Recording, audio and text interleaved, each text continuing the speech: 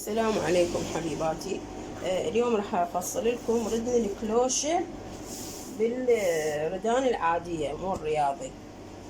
هواي طبعا اكو فصالات للكلوشة، يعني انتو بعد حسب الموديل اللي انتو تحبوه. اذا قدرت هسه ان شاء الله راح اسوي لكم فد اثنين، بس على مصغرة يعني مو كبير.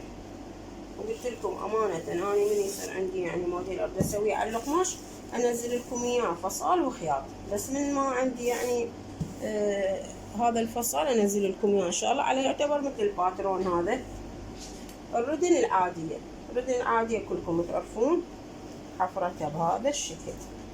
زين انا اريدها كلوشة، هي الردن العادية هيش تجي. اني بما انه اريدها كلوشة، هاي من نامو هيك تجي، اني اريدها كلوشة اجي اسوي هيك امشي دائرة. خلاص هاي ابسط منها ماكو.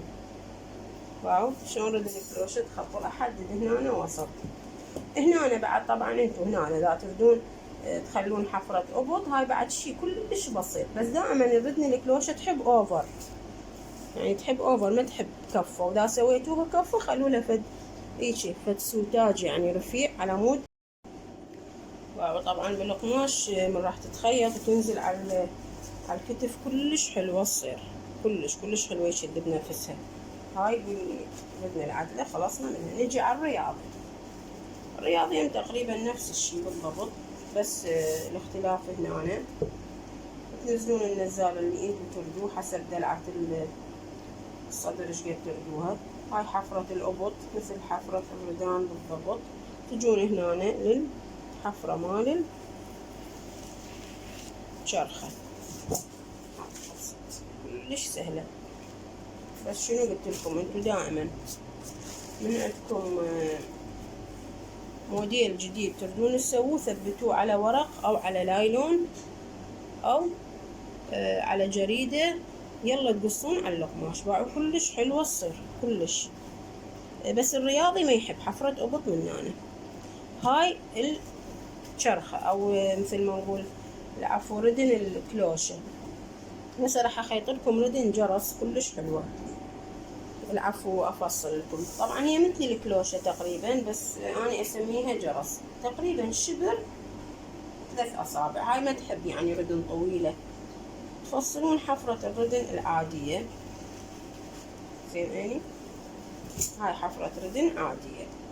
تجون لهنا تخلون شبرين او شبرين الا. هاي بعد انتو بكيفكم شو تسوون. هسه خل افرها للردن.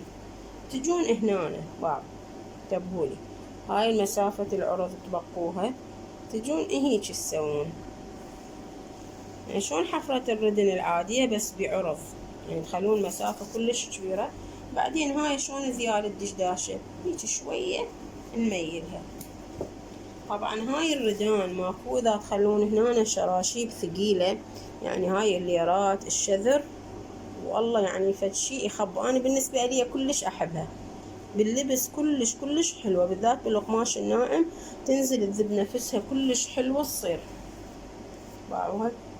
وكل ما تقوسون هاي تصير احلى.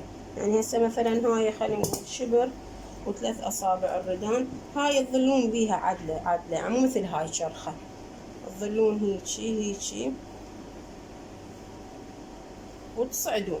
باعوا هيجي وتصعدون.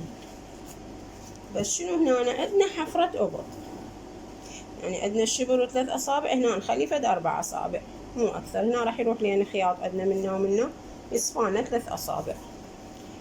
تجون بيها هيجي مقوسة كلش حلوة تصير. يعني جربوها والله هاي الردان ان شاء الله تدعولي. بس شنو حاولوا يعني باعوا هنا الزند خلينا نقول راح يصير شوية تميلون على الزند هيك تميلون على الزند، بعدين ترجعون على الردان. باعوها كلش حلوة. انا بالنسبة لي انا اسميها هاي جرس. هي كلش حلوة باللبس. كانت عندي منها دشداشة يعني وخالة هنا ليرات ثقيلة. ايش راح تسوي؟ راح تنزلها للردان تسوي بيها هيجي فد كسرات كلش حلوة. اليوم نزلتكم تقريبا 3 انواع من الردانات. ان شاء الله استفاديتوا منها حبايب قلبي، واتمنى ما تنسون والدتي من دعائكم، وربي يرحم أمواتكم ويحفظ أمهاتكم جميعا، ومع ألف ألف سلام.